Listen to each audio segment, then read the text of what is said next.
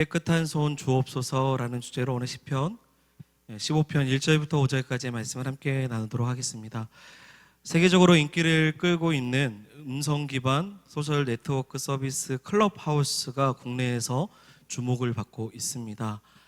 인기만큼이나 2020년 3월에 출시되었는데 올해 2월까지 1년 사이에 600만 명이 사용하고 있습니다. 클럽하우스가 무엇일까요?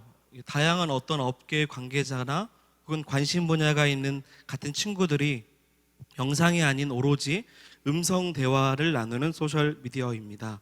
쉽게 말하면 클럽하우스는 어플리케이션, 어플인 거죠. 혹시 클럽하우스 어플에 가입하신 분이 있으신가요? 지금 만약 가입되어 있는 분이 있다면 그분은 인싸입니다. 왜냐하면 클럽하우스는 기존 가입자로부터 초대를 받은 사람만 가입할 수 있기 때문입니다. 보통 어플은 가입자를 늘리기 위해서 쉽게 가입할 수 있는 방법을 제시합니다. 그런데 클럽하우스는 이 초대장이 있어야만이, 그 초대장을 받은 사람만이 가입을 할 수 있기 때문입니다. 또한 안드로이드 폰은 가입할 수 없습니다. 오로지 애플폰, 아이폰만이 가입이 가능한 것입니다. 요즘 유명한 연예인, 기업인, 정치인 이런 분들이 이 클럽하우스에 가입했다라는 소식을 듣고 많은 사람들이 가입하고자 하는 마음이 있습니다. 자신들에게 원하는 사람이 있다면 그 사람들을 초대장을 보내줘서 같은 그룹을 지어서 어떤 방을 만들어 함께 음성 대화를 하는 그 자리에 꼭 들어가고 싶어서 초대장을 중고나라에서 팔기도 하고 사기도 하고 있다는 겁니다. 저도 인싸가 아니어서 아직 못 들어갔습니다. 혹시 초대장이 있으면 저에게도 좀 하나 주셨으면 좋겠습니다. 일단 저는 아이폰은 있습니다. 여러분, 어플 하나 가입하는 것도 어떤 자격과 조건이 있다라는 것을 좀 생각해 볼 필요가 있습니다. 아이폰이어야 되고요. 또 하나는 초대장을 받아야만이 이 자격과 조건에 부합한 사람이 들어갈 수 있는 겁니다. 오늘 본문도 이와 같이 자격과 조건에 대한 질문으로 시인은 이 시를 시작합니다. 우리 1절의 말씀을 같이 한번 읽어보겠습니다. 읽겠습니다. 여호와의 주의 장막에 머무를 자 누구 오며 주의 성산에 사는 자 누구 오리이까. 시인은 누가 주의 장막에 머무를 수 있으며 누가 성산에 살 수 있습니까? 라고 묻습니다. 이 말은 자격과 조건을 묻는 것입니다. 이 두 가지의 질문은 서로 다른 말을 하고 있는 것이 아닙니다. 하나의 동일한 아이디어, 곧 하나님의 거룩한 처소에 들어갈 수 있는 자격과 그 조건이 무엇입니까? 라고 묻는 것입니다. 여러분, 당시에 예루살렘 성전 앞에는 이 출입을 통제하는 문이 있었습니다.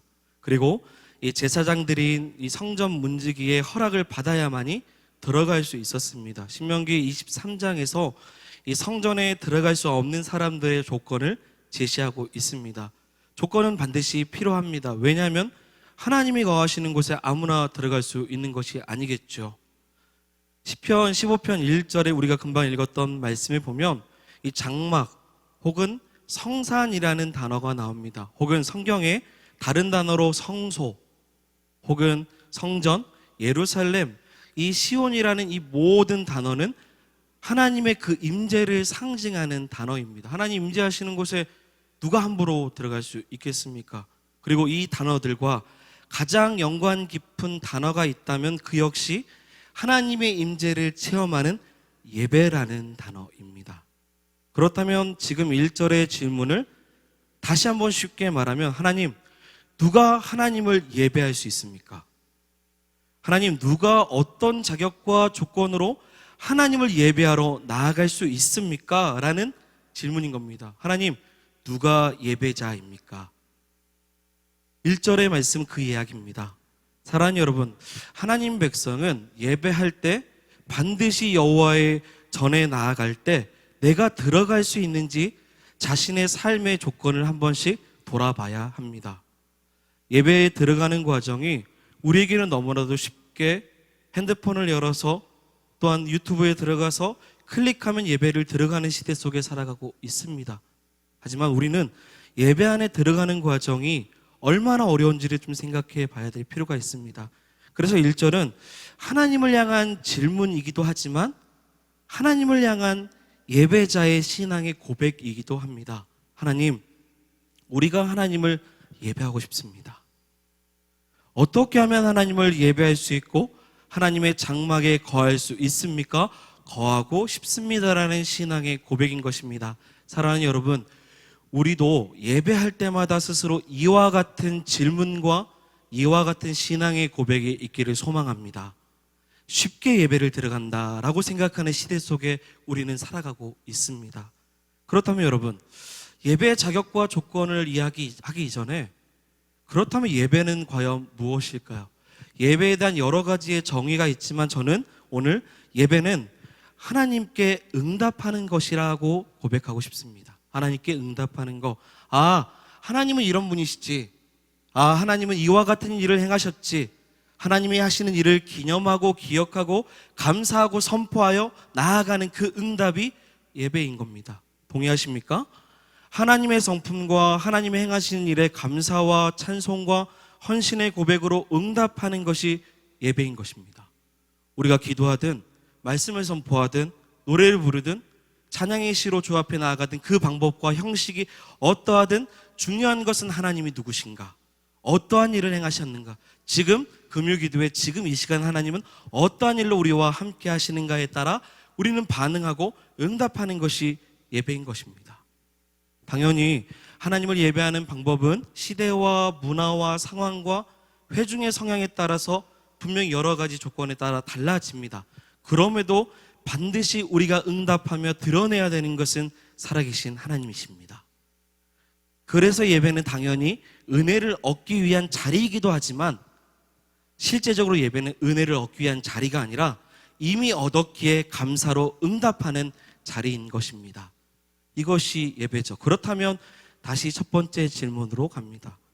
우리의 응답을 받으시는 하나님, 그 하나님을 만나러 가야 예배를 받아주시는데 그 예배로 나아갈 때 그 자격과 조건이 무엇이냐라고 지금 성경은 묻고 있는 것입니다.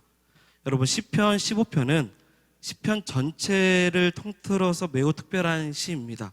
왜냐하면 질문에 대한 응답이 아주 정확한 형식으로 표현되어 있기 때문입니다. 바로 2절부터 5절까지 그 질문에 대한 답을 설명하고 있습니다. 먼저 우리 2절만 한번 읽어보도록 하겠습니다. 같이 읽겠습니다. 정직하게 행하며 공의를 실천하며 그의 마음에 진실을 말하며. 여러분, 정직하게 행하며 공의를 실천하며 그의 마음에 진실을 말하며. 여러분, 이상하지 않습니까? 지금 하나님을 예배할 조건을 물었습니다. 그렇다면 예배의 조건과 자격에 맞게 제사를 어떻게 드려야 되는지, 절기는 언제 지켜야 되는지, 헌금은 어떻게 해야 될지 알려줘야 되지 않겠습니까? 1절에 질문을 한 겁니다. 또한 조건이라고 말한다면 신분을 말하는 건데 아무나 예배할 수 없으니 레위인이나 혹은 할례를 받은 사람이 나와야 됩니다. 이런 게 바로 2절에 나와야 될 것 같습니다. 신명기에는 나옵니다. 혹은 율법책을 몇 번 읽어야 되고 찬송할 때 다윗과 같이 다른 사람들을 아랑곳하지 않고 바지가 벗겨질 만큼 열정을 다해서 예배하는 것이 예배자로서의 자격과 조건입니다 라고 바로 2절에 나와야 되는데 말씀해 보면 정직, 뭐 나오죠? 공의, 진실이 나옵니다. 이것은 예배의 기술도 아니고 스킬도 아닙니다. 그 외에도 3절부터 5절까지 보면 혀로 남을 허물하지 않고 이웃에게 악을 행하지 아니하며 비방하지 말라고 3절은 말합니다. 4절에 보면 눈은 망령된 자를 멸시하고 여호와를 두려워하는 자를 존대하며 마음에서 이 선한 것은 해로울지라도 변하지 않는 심지가 견고한 자라고 설명을 하고 있습니다. 5절도 보시면 돈을 구워주되 이자를 받지 않고 뇌물을 받고 무지한 자를 해하지 않는 사람이 돼야 된다라고 이야기합니다. 실제로 2절부터 5절은요, 성전에 들어가서 하는 행위가 아니죠. 오히려 일상의 삶 속에서 볼 수 있는 삶의 태도, 모습입니다. 여러분, 지금 시편은 하나님께서 예배자에게 원하시는 자격과 조건이 그 사람의 삶이라는 것을 말하고 있는 겁니다. 그 사람의 중심, 그 마음의 삶 속에서 하나님을 어떻게 예배하고 있는지를 묻고 있는 것입니다. 그리고 예배와 우리의 일상의 삶이 얼마나 긴밀하게 연결되어 있는지를 오늘 시편 15편은 말하고 있는 것입니다. 최근에 담임 목사님께서 계속 하나님 나라 시리즈 설교를 해주시고 계십니다. 제가 생각하는 하나님의 나라에 대한 가치관 중에 하나가 있다면 그것은 이 나라 이 땅에 살아도 하나님 백성이라는 사실입니다. 하나님 나라의 백성이라는 거죠. 이 세상에 살 때는 세상 사람처럼 살다가 그 사후에 하나님 나라에 들어갔을 때 하나님 백성으로 변하는 것이 아니라, 혹은 우리가 죽었을 때 거듭나는 인생이 아니라 예수를 믿었을 때 거듭나는 것이며, 예수를 믿었다면 거기서부터 하나님 나라 백성으로 사는 것이 제가 갖고 있는 하나님 나라의 가치관입니다. 그래서 하나님 나라 시리즈 중에 첫 번째 담임 목사님 말씀해 주실 때 주 예수와 동행하니 어느 곳에 있든지 뭐예요? 하늘나라라고 고백했습니다. 시편 15편도 똑같습니다. 하나님 앞에 나왔을 때 예배자다 라는 게 아니라 자신이 있는 곳, 그곳이 일상의 삶 속일지라도 하나님을 예배하는 삶의 모습을 갖고 사는 그곳이 곧 예배자이며 예배 자격과 조건이라고 말하는 것입니다. 이 자격과 조건이 부합할 때 하나님 앞에 나올 수 있는 것입니다. 사랑하는 여러분, 저와 여러분들이 그러하길 소망합니다. 삶의 자리에서 자격과 조건이 부합하여서 잘 왔다, 적당하다, 아주 알맞게 내 품에 들어올 수 있다라고 말할 수 있는 하나님의 사랑을 받는 저와 여러분들이 되기를 소망합니다. 그렇다면 이제 자격 조건에 대해서 몇 가지, 다 다룰 수는 없지만 몇 가지만 한번 보도록 하겠습니다. 다시 2절부터 보겠습니다. 우리 2절 같이 읽겠습니다. 정직하게 행하며 공의를 실천하며 그의 마음에 진실을 말하며. 정직, 공의, 진실에 따른 세 가지의 동사가 나옵니다. 동사가 뭐죠? 행하다, 실천하다, 그리고 뭐죠? 말하다. 이 세 가지입니다. 여러분, 이는요 얼마나 적극적으로 정직한 척, 공의한 척, 진실한 척이 아니라 적극적으로 그 일을 온전하게 보여줘야 된다라는 사실을 말하고 있는 동사들입니다. 그렇다면 정직이 무엇일까요? 제가 좀 더 쉽게 풀이해 본다면 흠없는 삶입니다.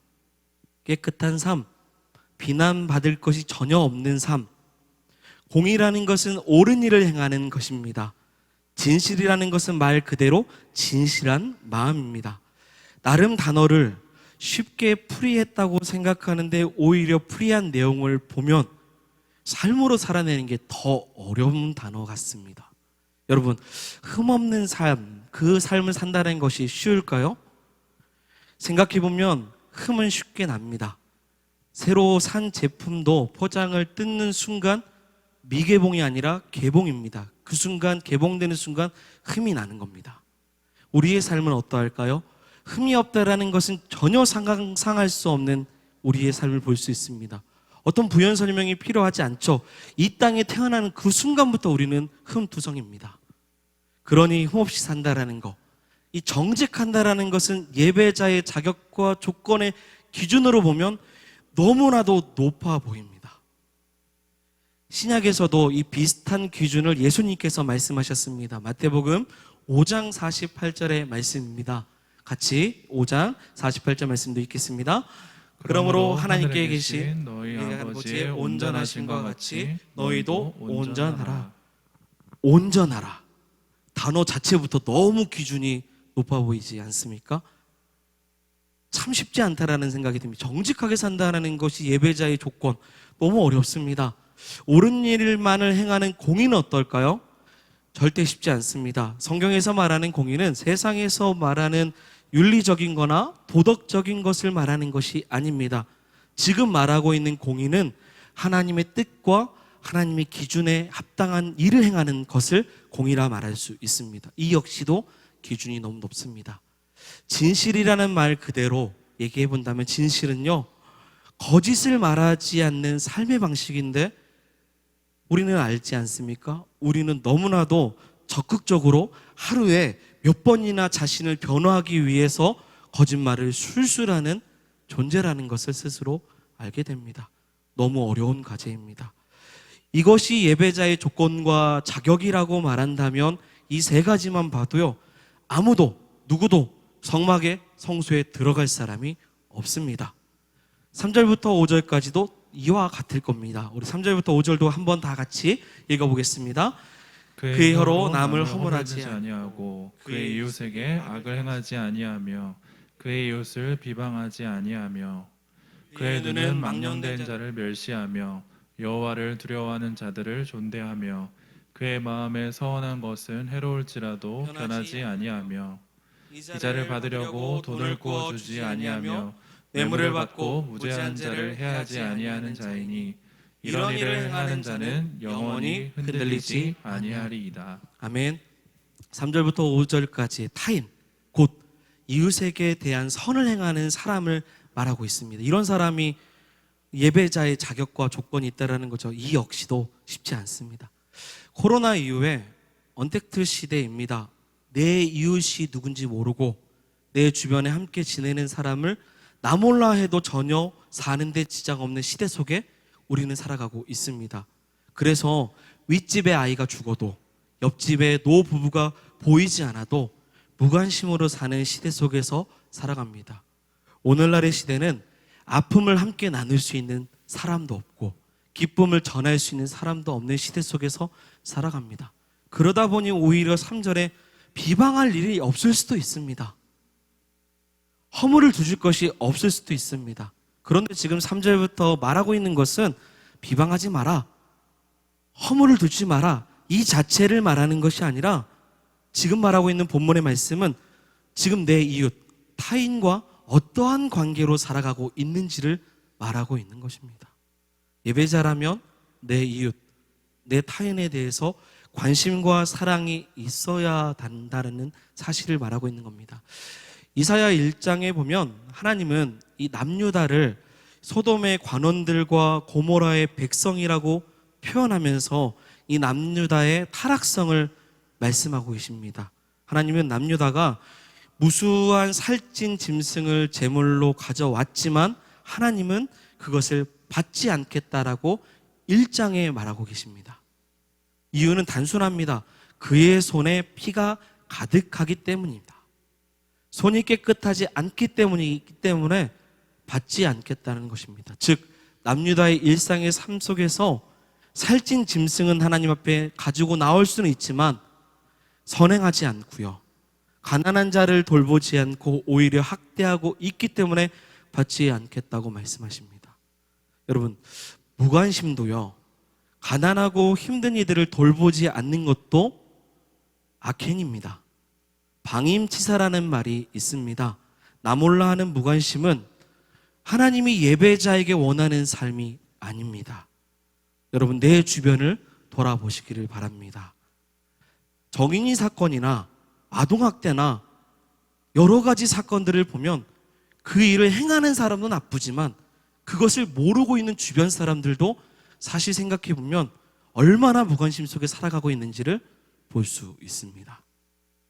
아직도 도움의 손길이 필요한 수많은 약자들이 우리 주변에는 있습니다. 우리는 이 삶에 뿌리 내린 무관심이라고 말하는 악행이 하나님의 성전의 예배를 실패하게 만드는 어떤 한 가지를 제공하고 있지 않을까라고 우리는 생각해 봐야 됩니다.